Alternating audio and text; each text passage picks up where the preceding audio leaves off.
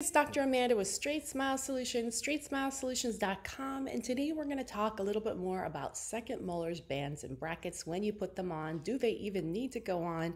And that's a really individual question for each individual patient. And certainly there are some cases I can look at them at the start and I'm going to be like, you're going to need bands or brackets on the second molars and you're going to need it done early. And there are other cases where I'm like, might not need them, might not need them at all, or we'll see if we need them on, we'll put them on towards the end. Why don't we put second molar bands, brackets on all the time at the beginning? Well, I mean, some doctors do, but I don't, because first of all, they are very, very easily broken off, like very quickly broken off. And when you band them, it's really bad for the gums back there. I mean, not to mention gums and teeth, just infections and pericornitis and all kind of nasty bad breath, and very uncomfortable, very pinchy. If you ever had them, you're not going to want them, and it's just not healthy. I don't think long term to have bands on second molars. Now, if a patient is repetitively breaking brackets, we're going to go ahead and put a band on there because you got a few tries, you couldn't keep it on for whatever reason. A patient might go several months without breaking any regular brackets, but as soon as you put that second molar bracket on, there's a good chance they're going to break it because it's just further back.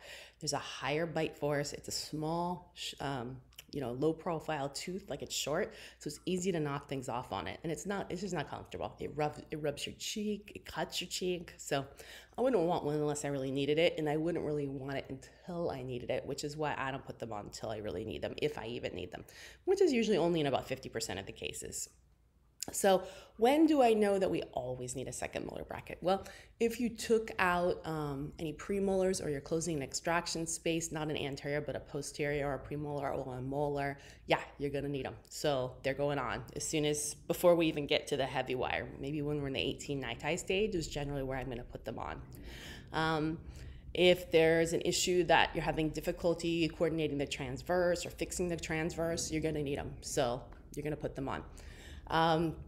If there's in a case where you're fixing the AP or the sagittal or the bite, be it an underbite or an overjet, you're probably going to need them.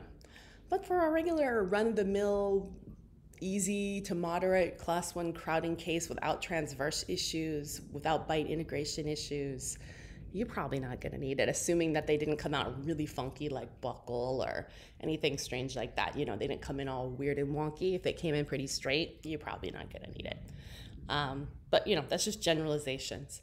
Certainly in deep bite cases, and we definitely tackled this a little bit in some of the other videos about deep bites, specifically about reverse curve wires. If you want to watch all my other content that I made on those, you can go to my channel. To get to my channel, put in Straightsmile Solutions in your YouTube search bar. It takes you to my channel, which has a green background. Once you're there, there's a little magnifying glass towards the right. You can put in any keyword like RCS, deep bite, bite plate, anything like that, and it'll bring you all those videos by keyword. You can also scroll down on the homepage, and there's about 10 different playlists for different things like Invisalign, like braces, like phase 1, like impacted canines, like retention, scanners, SEFs, and you can watch those playlists where we sort my 7,000 pieces of content, because there's a lot of content that's hiding in there. But certainly on deep bite cases, if you are unable to level the curve of speed appropriately at the beginning, I normally level the curve of speed with a fixed bite plate is my preference, especially in growing kids. It works really fast. I'll even do it in adults. It works way faster because you get a great combination of relative extrusion of the molars, absolute intrusion of the lower incisors. And if you want absolute intrusion of the upper incisors, you can place the bracket slightly incisal. You can do a intrusion arch. There's a lot of things that you can do to get absolute intrusion of the incisors in braces. Favorite trick would be that fixed bite plate. Works super well. I know nobody likes a lab feed, but guess what? It works so much better, and I take that any day.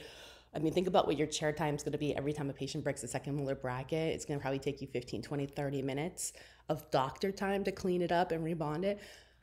That much doctor time to me is valued at $400 to $600. So I can tell you that a $100 lab fee one time without any breakage is way more valuable than $600 wasting fixing multiple brackets each time. So just think of it that way. That's how I think of it. All right. Hopefully this was helpful. Take care.